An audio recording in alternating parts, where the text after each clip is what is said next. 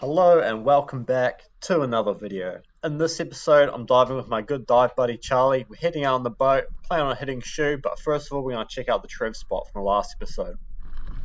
Jumping in, we're greeted by many Porori, pretty typical for this spot, as well as quite a few Kahawai, which I didn't see the last time I was here. There were a couple Trevally around, only small ones, and they're a lot more sparse than last time. Potentially they'd heard the boat motor and kind of spooked off from that. As I like saying, they're a smart fish, underrated. So yeah, you gotta be careful with these ones. I guess next time probably gonna swim over again, or maybe take a kayak, be a bit more of a stealthy approach. Don't get me wrong, Kahawai are a great fish to target, quite a sustainable option, there's plenty of them around. I really like eating them, great for sashimi, one of the best hands down, but I get a lot of them. So if I see them at the start of the day, I'm not generally going to shoot them. It's kind of like a last resort thing to me. I feel like I've got them pretty worked out, so I can take one if I need, and otherwise I'd just rather find something else. So we decided to head onto the boat and head out to the open ocean. Beautiful day this one, calm, flat, glassy in the harbour, just perfect. So arriving here, it looks like bloody Skull Island, not the friendliest looking place. Quite a few Kahawai. I saw a leather jacket. Nice. Tries to pop it. Little ones or big ones, Kahawai? Medium. Ah, worth a shot. On a brother. This next spot we had jumped in at was pretty uninviting. There was a lot of current, the water wasn't very clear, and it was real deep as well. Like, you can only really dive around like the main rock structure because it drops straight to like 30-40 meters. And there were plenty of fish around, no doubt about it, but just nothing worth shooting. Well, nothing that I perceived to be worth shooting. I'm always hanging out for a trev or a snapper. I was even looking for a kingfish maybe, just get a bit of meat in the fridge, you know. Eventually came across another good school of Kahawai. However, as I was saying earlier, not high on the list of things I want to shoot. I'd rather enjoy, watch them, and kind of hope that something else swims in from the school. Maybe there's a trev hiding in the back, maybe a kingfish will swim in. Marlin, you never really know in areas like this. A lot of activity, and it can be quite hard to tell what's going on. So you just got to try look past those fish and see if you can spot something more special if you're not after the main school.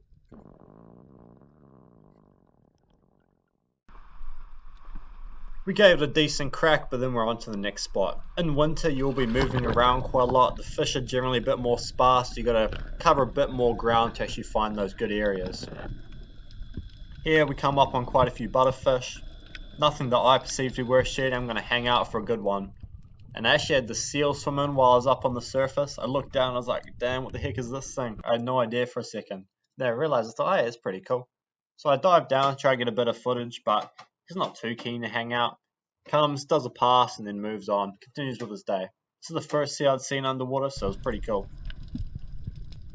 Here's another little butterfish dive. There's one there, perfectly legal, could have shot that, but once again, I'm just hanging out for that special fish. I don't usually settle for just like an average, just over legal fish. That's not what I'm about. I like getting a couple fish and make them really special ones. Make it worth the diving. I don't want to be filleting a bunch of little fish. I just want to have a couple nice sized ones, and that'll do me. It feels a lot better doing that. Here we are, finally find a nice butterfish that I'm happy with. Bit of a longer shot, but I line up on him, get a shaft onto him anyway.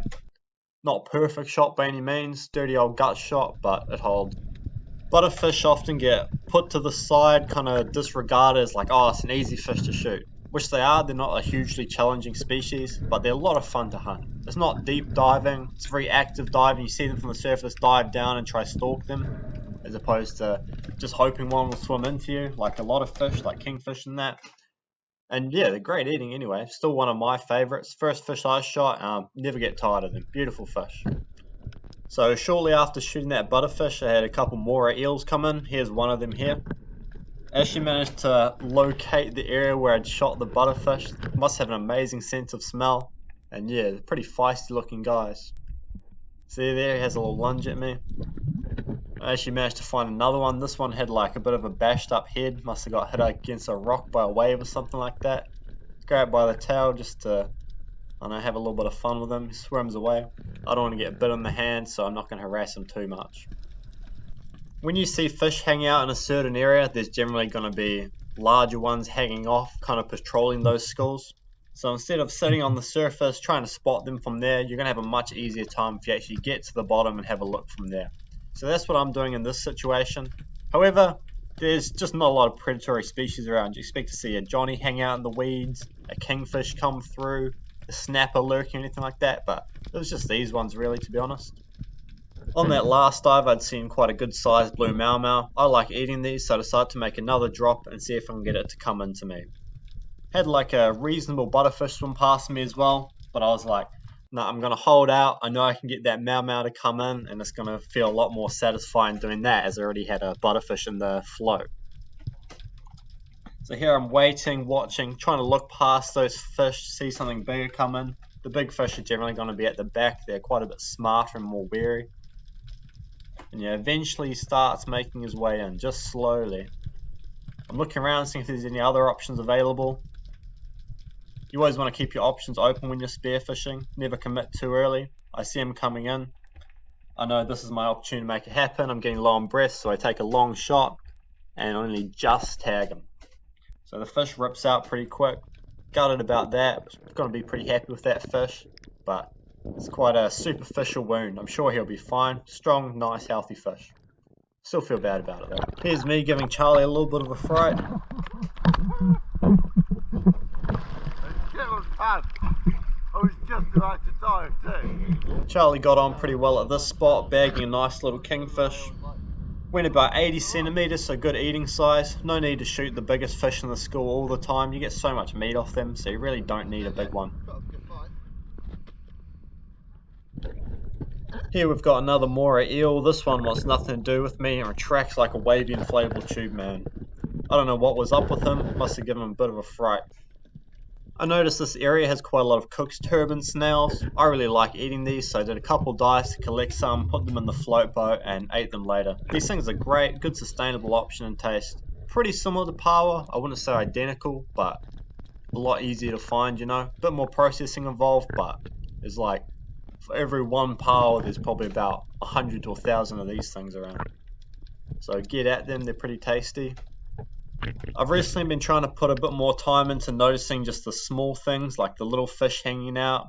Here's some. I'm not exactly sure what these ones are, but I thought they were pretty cute just in their little school at the edge of this little mouth. And yeah, they were just chilling. Also found this cool orange one with like a white face. Again, not sure what this is.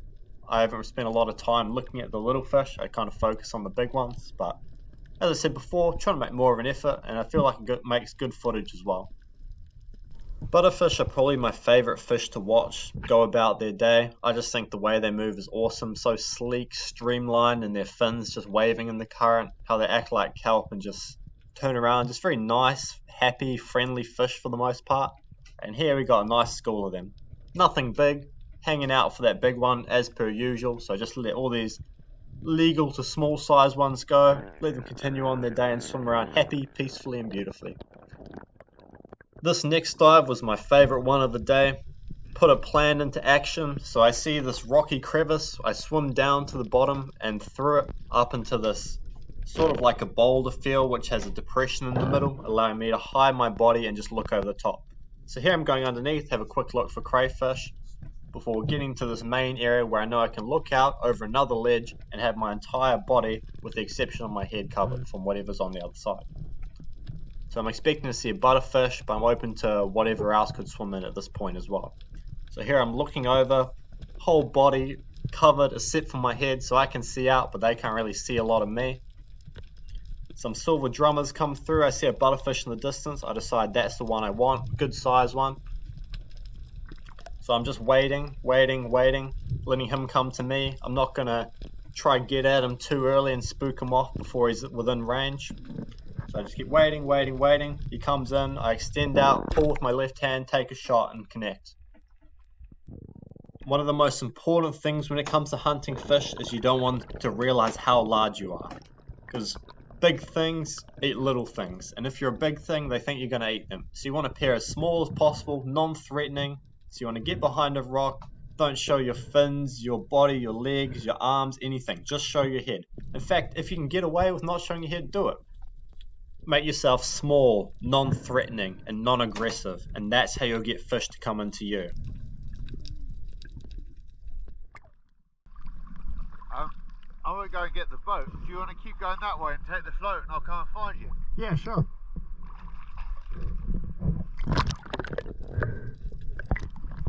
You seen much? Huh? Seen much? Oh, you? Yeah, butterfish. Well, That's about it.